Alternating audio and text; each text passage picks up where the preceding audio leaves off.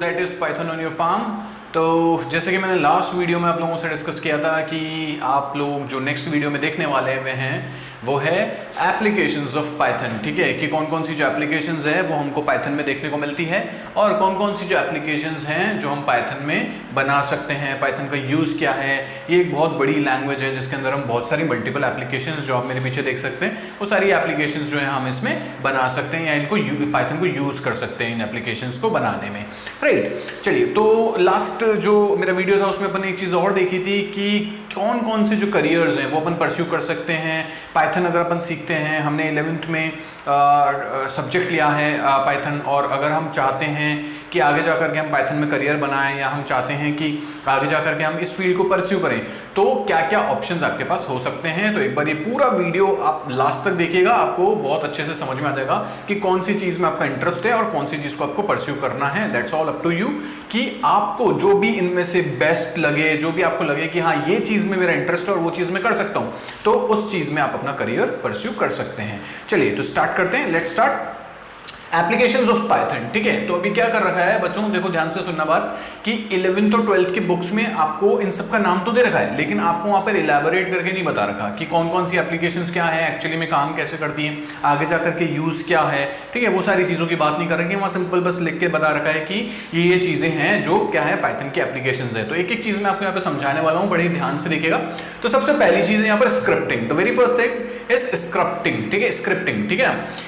Scripting जो है इसका मतलब क्या है, सिंपल कोड राइट करना। ठीक है, पाइथन जो है उसको हम कैसे यूज कर सकते हैं, एक सिंपल हम क्या कर सकते हैं, कोड को राइट कर सकते हैं, उस कोड को हम इंटरप्रेटर की मदद से इंटरप्रेट कर सकते हैं और उसको हाई लेवल कोड को मशीन लैंग्वेज में कन्वर्ट करके और हम उसको लाइन बाय लाइन चेक कर सकते हैं कि कहीं पे किसी पॉइंट पे एरर है या नहीं है, और एक छोटा सा कोई प्रोग्राम वगैरह कोई अपन डिजाइन कर सकते हैं। तो जनरल एक जो बिल्कुल कह सकते हैं, बिल्कुल जो सबसे जो कह सकते हैं कि सबसे जो इजी जो इसका अगर कोई एप्लीकेशन देखें तो वो चीज़ है इसका स्क्रिप्टिंग। ठीक है ना, स्क्रिप्टिंग बिल्कुल नॉर्मल सी चीज़ है कि मतलब आप इसके थ्रू क्या कर सकते हो, छोटे मोटे प्रोग्राम्स बना सकते हो कोड करके, राइट करके। राइट, सेकंड जो आता है अपने पास में बच्चों, यहाँ पर आता है वेब एप्लीकेशंस। ठीक है ना, वेब एप्लीकेशन से मतलब क्या है, वेब एप्लीकेशन से मतलब है कि वो एप्लीकेशंस जो कहाँ पे काम करती है, सर्वर साइड पे काम करती है। ठीक है ना, मतलब कि जिसको यूज करने के लिए आपको इंटरनेट कनेक्शन की रिक्वायरमेंट है। ठीक है, आप बिना इंटरनेट के उन चीजों को यूज नहीं कर सकते अपने सिस्टम के ऊपर। तो इसके कुछ एक एग्जांपल्स मैंने यहाँ पे लिखे आए हो कि आपको दिख रहा होगा। ठीक है, जेंगो और फ्लास्क। ठीक है, these are the two examples, Django और फ्लास्क। ठीक है ना, तो ये बहुत ही दो जो है फेमस फ्रेमवर्क्स हैं जिनकी मदद से आप वेब एप्लीकेशंस को डेवलप कर सकते हो। वेब एप्लीकेशंस और वेब रिसोर्सेज, वेब एपीआईज, इन सारी चीजों को आप यहाँ पे डेवलप कर सकते हो। तो पहली चीज तो आपके पास में आती है जेंगो, दूसरी आती है आपके पास में फ्लास्क। ठीक है ना, अगर आप छोटी माइक्रो अगर वेब एप्लीकेशंस बनाना चाहते हो तो बच्चों मैं आपको सजेस्ट करूंगा flask, just go with the flask. लेकिन अगर आप स्ट्रेट फॉरवर्ड थोड़ा बड़ा प्रोजेक्ट अगर आपके पास में और स्ट्रेट फॉरवर्ड आपको कोड करना है तो आप क्या कर सकते हो, जेंगो यू कैन यूज। ठीक है ना, तो अभी मार्केट में ज्यादा जो यूज होती है वो जेंगो होती है, लेकिन पर्सनली मुझे जो थोड़ा इजी लगती है वो मुझे फ्लास्क लगती है as compare to Django. Right, चलिए, तो थर्ड जो आता है आप लोगों का फेवरेट, जिसके लिए आप वेट कर रहे थे, गेम डेवलपमेंट। ठीक है ना, तो पाइथन के अंदर आप गेम्स भी डिजाइन कर सकते हैं, गेम्स भी बना सकते हैं आप। लेकिन मेरा पर्सनल सजेशन आप लोगों के लिए रहेगा कि if you want to create game, मतलब कोई बढ़िया सा अगर आपको गेम बनाना, कोई शूटिंग गेम बनाना है, कोई कार रेसिंग बनाना है, या किसी तरह का अगर आपको कोई गेम बनाना है, कोई अच्छा सा कोई बड़े लेवल का गेम, तो व्हाट यू कैन डू, आप पाइथन की जगह पर आप कुछ दूसरे जो हमारे पास में गेमिंग इंजन्स हैं उनका आप यूज कर सकते हो। फॉर एग्जांपल लेट्स से कि अनरियल इंजन 4 एक गेमिंग इंजन का नाम है, there is one more that is Unity. ठीक है, तो ये भी एक गेमिंग इंजन है।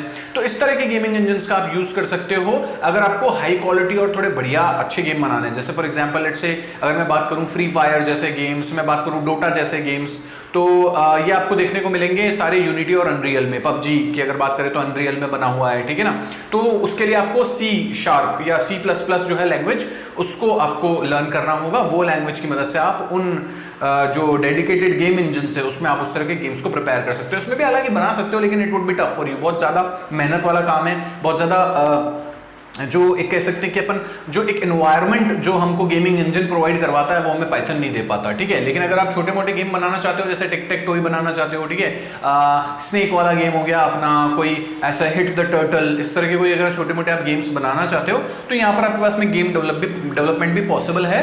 और इसके लिए जो लाइब्रेरी यूज होती है स्टूडेंट्स, वो यहाँ पर यूज होती है पाई गेम, याद रखिएगा, ठीक है। जो गेम के लिए लाइब्रेरी यूज होती है यहाँ पर वो होती है पाई गेम, राइट। चलिए, तो नंबर 4 पे जो अपने पास में आता है वो आता है सिस्टम एडमिनिस्ट्रेशन। सिस्टम एडमिनिस्ट्रेशन से क्या मतलब है कि अगर हमारे पास में बहुत बड़ा, बहुत ह्यूज डेटाबेस है, अगर हम चाहते हैं उसमें से हमारे काम की चीजें निकाल करके और उनको अरेंज करके सही से मैनेज करना, तो हम क्या कर सकते हैं, यहाँ पर सिस्टम एडमिनिस्ट्रेशन की मदद से ये भी काम कर सकते हैं। मतलब पाइथन का जो एक एप्लीकेशन है वो सिस्टम एडमिनिस्ट्रेशन भी है, जिसके थ्रू हम क्या कर सकते हैं, हमारे जो बड़े जो ह्यूज डेटाबेस है या जो ह्यूज हमारे पास में डेटा है उसमें से हम हमारे काम की चीजें जो है वो सिस्टम एडमिनिस्ट्रेशन एप्लीकेशन के थ्रू हम उसको मैनेज कर सकते हैं, राइट। इसके बाद में जो नेक्स्ट आता है अपने पास में आता है बच्चों वो रैपिड प्रोटोटाइपिंग, ठीक है, रैपिड प्रोटोटाइपिंग। अब रैपिड प्रोटोटाइपिंग है क्या, मैं आपको एक चीज बता देता हूं। देखो, रैपिड प्रोटोटाइपिंग का मतलब क्या है स्टूडेंट्स की, जब कभी भी हम कोई मॉडल क्रिएट करते हैं, फॉर एग्जांपल लेट्स से कि मुझको कोई बड़ी कोई मशीन बनानी है, या फिर फॉर एग्जांपल कि मैं कोई भी एक कोई पर्टिकुलर चीज बनाना चाहता हूं, जैसे कोई गाड़ी का डिस्क ब्रेक हो गया या कोई भी ऐसी चीज कुछ डिजाइन करना चाहता हूं, तो उस चीज को बनाने से पहले अपन क्या करते हैं, उसका एक प्रोटोटाइप तैयार करते हैं, है ना, कि हम एक्चुअल जो रियल चीज है उस पर इतना पैसा क्यों लगाएं, है ना। पहले हम क्या करते हैं, उसको एक विजुअलाइजेशन करके, और हम क्या करते हैं, उसका एक काइंड ऑफ एनिमेशन कह लीजिए या kind of AR augmented reality जो है वो हम क्रिएट कर लेते हैं, और उसके अंदर उसकी सारी टेस्टिंग करते हैं, ठीक है ना, कि भाई कौन से मेटल का होना चाहिए डिस्क ब्रेक, कितना ज्यादा इसके ऊपर प्रेशर अप्लाइड होगा तो ये टूट जाएगा या ये पिघल जाएगा। तो ये सारी चीजें जो है हम रियल में अगर गाड़ी के ऊपर करेंगे और प्रैक्टिस करेंगे तो क्या होगा, एक तो जान जाने का खतरा भी होता है, ठीक है, गाड़ी का नुकसान हो सकता है और खर्चा बहुत लगेगा, ठीक है। तो हम ये क्या कर सकते हैं, एक तरह से रैपिड प्रोटोटाइपिंग में हम कैड की मदद से, ठीक है, कंप्यूटर एडेड डिजाइनिंग ये होता है बच्चों। कैड क्या होता है, कंप्यूटर एडेड डिजाइनिंग, ठीक है ना। इसकी मदद से हम क्या कर सकते हैं, 3D मॉडल्स यहाँ पे प्रिपेयर कर सकते हैं, ठीक है ना। कुछ 3D मॉडल्स इस तरह के कुछ, है ना, ये आपने देखा होगा इस तरह से कुछ एक्सेस होती है XYZ, है ना।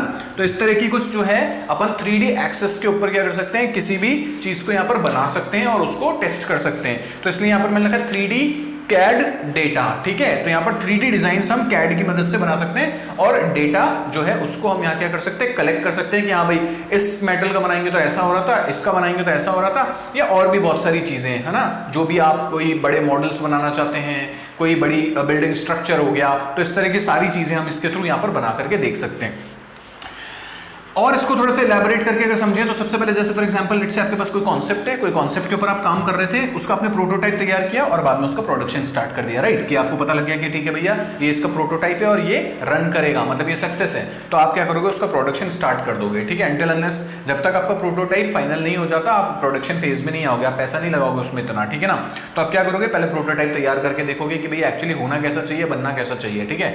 तो उसके बेसिस के ऊपर फिर आप प्रोडक्शन बाद में स्टार्ट करके वो चीज बना लोगे, राइट। चलिए, तो नेक्स्ट अपन देखते हैं, यहाँ पर आगे चलते हैं। और सिक्स्थ जो यहाँ पर एप्लीकेशन जो पाइथन का यूज है वो क्या है, GUI प्रोग्राम्स, ठीक है। GUI बच्चों में पहले भी बता चुका हूं, ग्राफिकल यूजर इंटरफेस, राइट। तो ग्राफिकल यूजर इंटरफेस से क्या मतलब है कि डेस्कटॉप एप्लीकेशंस बनाने के लिए यहाँ पर जो हमारे पास में यूज आता है, हम पाइथन को क्या यूज कर सकते हैं सॉरी पाइथन जो है हम उसके थ्रू डेस्कटॉप एप्लीकेशंस भी यहाँ पर बना सकते हैं, ठीक है। हम कोई भी डेस्कटॉप एप्लीकेशन है उसको यहाँ पर पाइथन की मदद से बना सकते हैं, जो कि GUI एक एप्लीकेशन कहलाती है, जिसकी मदद से हम इजीली उसको यूज करके उस पर काम कर सकते हैं। नेक्स्ट जो आता है अपने पास में वो आता है डेटाबेस एप्लीकेशंस, ठीक है ना, जिसके अंदर मैंने लिखा है डेटा एनालिसिस, ठीक है।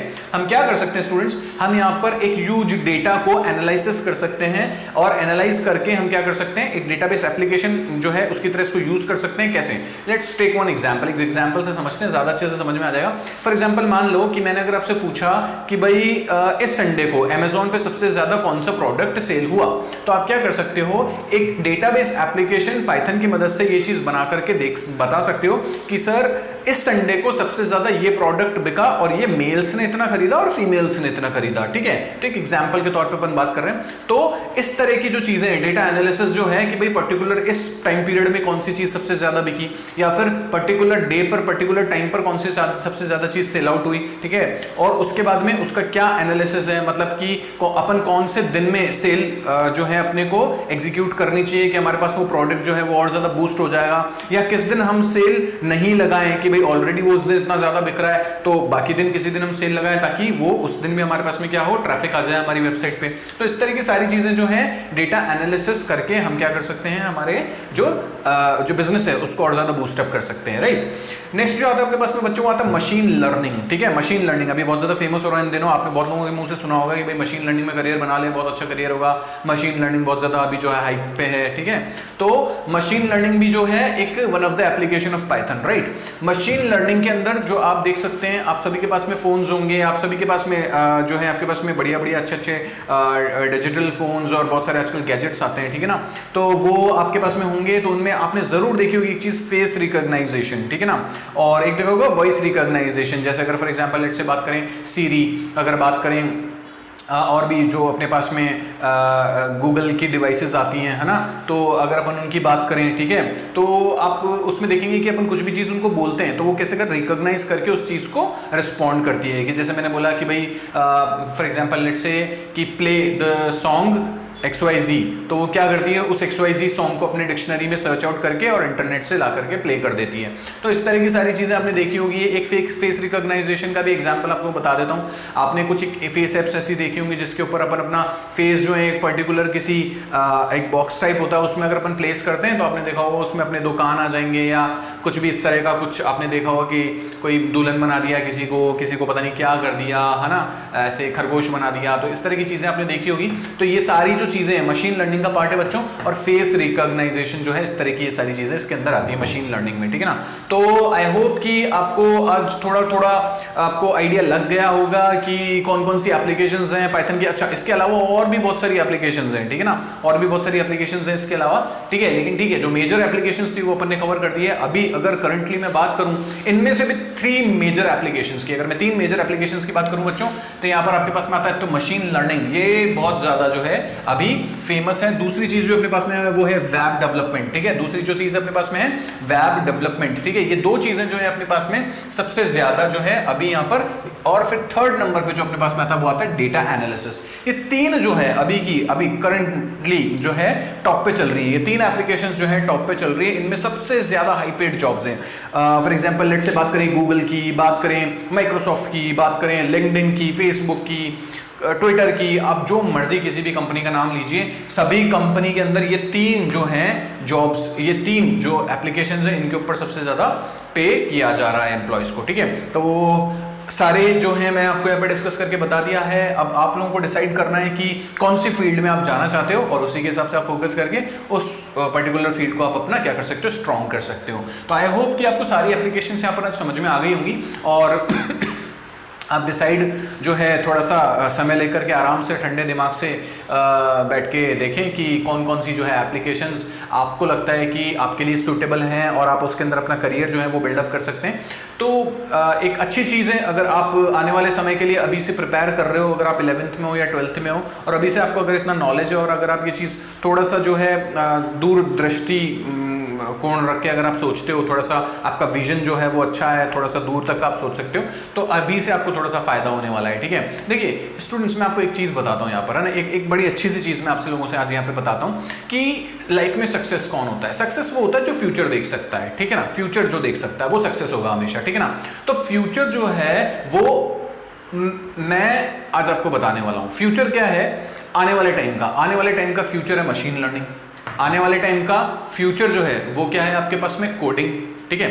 तो अभी से जिन जिन भी स्टूडेंट्स ने इस ओर फोकस करके और थोड़ा सा कोडिंग पे ध्यान दे करके और 5 या 10 साल बाद के करियर अगर उन्होंने थोड़ा सा प्लान कर लिया कि भाई हाँ सर मुझे मशीन लर्निंग में करियर बनाना है या मुझे वेब डेवलपमेंट में करियर बनाना है या मुझे डेटाबेस एप्लीकेशंस में करियर बनाना है, डेटा एनालिसिस करना है या डेटा एनालिस्ट बनना है, तो इस तरह की जो चीज़ें हैं वो आने वाले टाइम में बहुत ज़्यादा आपको पे करने वाली है, ठीक है। बहुत ज़्यादा जॉब्स जो निकलने वाली है वो इन्हीं सेक्टर्स में निकलने वाली है।